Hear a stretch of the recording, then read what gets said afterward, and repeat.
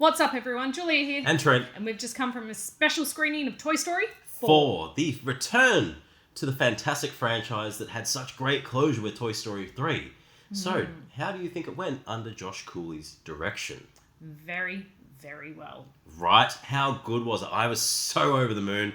We were lucky enough to check out this screening. I was very nervous going into it because of the beloved nature of the original franchise. Like, it's stuff that we grew up with. I was thinking back to it. Toy Story came out in 1995. So, gonna show my age here. I was 6. So this was directed at me. It was me as an audience. And this... My face is showing my age. Yeah, your face is showing your age.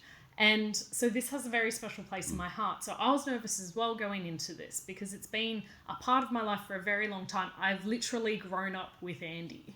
Yeah. So seeing that next stage, especially for the toys, is very interesting. Yeah, and it was very nerve-wracking, but as soon as that opening scene happened, we're not going to be spoiling any of the movie, so Definitely. We're just going to be talking in general, but as soon as the opening scene happened, it set the tone for the movie. You knew that this was going to be directed more to the fans who grew up with the franchise. Still good for kids, but there's so many moments that are gut-wrenching, heart-wrenching, overjoying. It's so bittersweet, but it's such a great payoff, and it's such good closure to the entire franchise, and it makes so much sense. Yes, there was nothing in this movie that I sat there and went, oh, that doesn't make sense. Oh, I don't like that. This whole movie I enjoyed from the animation to the voice acting to the music choice. It was perfect. Yeah, Josh Cooley did an amazing job as director. There was just so many different scenes where there's the attention to detail. It looks photorealistic. Yes. It is ridiculous just how good the animation has come, especially since I watched Toy Story on the weekend. It has come so far, and that animation's still damn good and holds up well. But this, the blades of grass, the droplets, the upturned tar on the road, the dust coming out of the secondhand store, it's just ridiculous. The eyeballs in some of the characters are just creepily well done. Well, you see Woody's and it looks like it has an actual 3D kind of texture to it. It's just ridiculously well done. So props to the animators.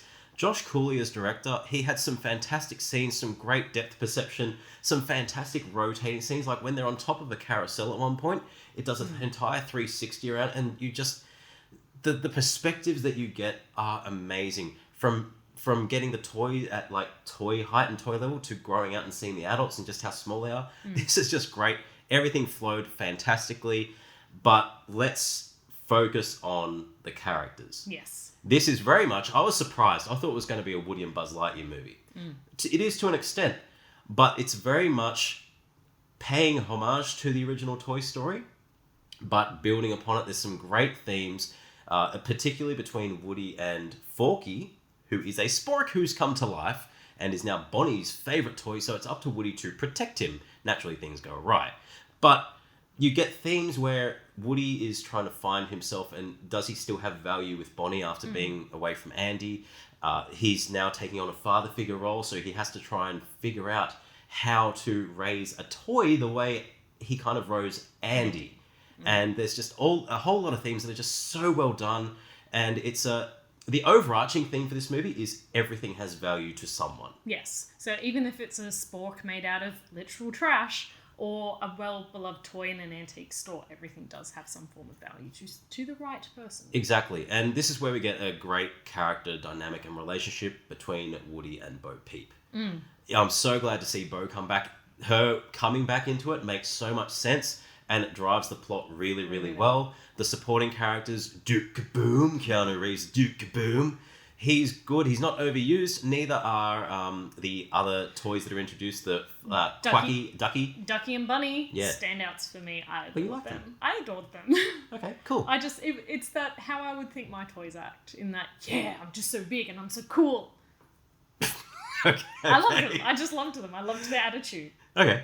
Yeah. Sassy. Their sassiness was great. Fair enough. But yeah, the characterization, Tom Hanks as Woody, you can tell that his voice has aged kind of like Woody has aged, so it makes a lot of sense.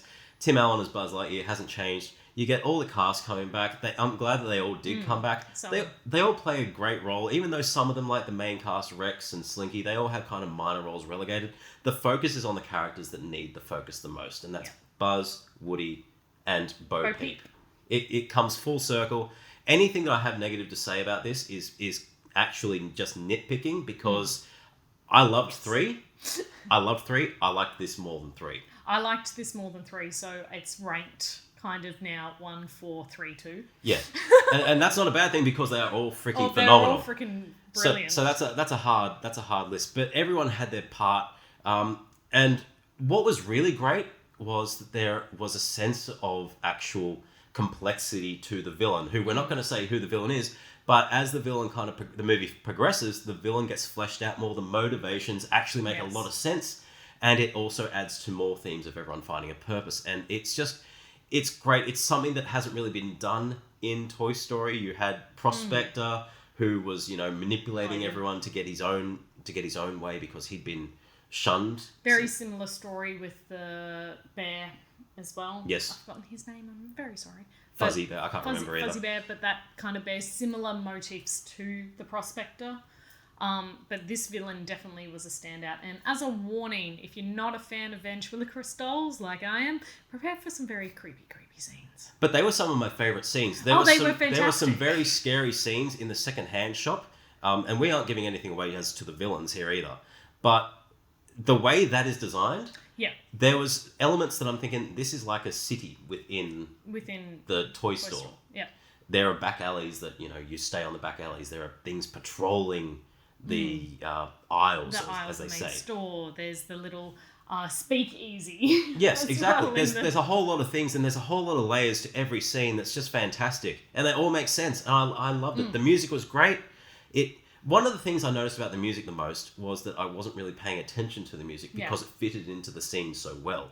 So that's not a negative on the music at all. It's just everything flowed. Everything melded. And I at the end I did have a tear. And the sound bite that they did at the very end will make everyone happy. It's such a great way to send off the series. I can't see them doing another sequel. If they do, great. But this was a fantastic way to send off the series. I could not be happier. As you can tell, I got my Pizza Planet shirt on. I loved it. Absolutely loved it. Yeah, and you did too? I did too. So anything else you want to talk about? No, I loved all of it from start to finish. It was the right amount of time. Very good length. Brilliant length, brilliant music, brilliant bloody animation as Pixar does. Yeah. So I'm happy as Larry. Yeah, me too. And I was worried that they were going to go on the line of focusing on Forky a bit too much because he was treading that fine line very early on and becoming ridiculously annoying. But he served his purpose as a plot point and as the target of a heist/rescue, I would say. Yes. Yeah, and it provided a lot of fun, a lot of entertainment. There are a lot of laugh out loud moments mixed with a lot of sad moments. So it's something for everything. Yeah, bittersweet. So something for everyone. Kids who are new to the franchise will love it, and returning people such as us, you'll enjoy it. Trust us. So out of 10, what would you rate this? It's a perfect 10. Perfect 10? I loved it. Perfect 10 for me as well. As soon as it started, as soon as that first scene ended, I might wear in for a treat. Yeah, definitely. So yeah. Anyway, I'm Trent. I'm Julia. Follow our handles at Fortress Nerds. Feel free to chat to us and engage in the comments below. We love hearing your thoughts on the movies as well. And as always, you're watching The Fortress.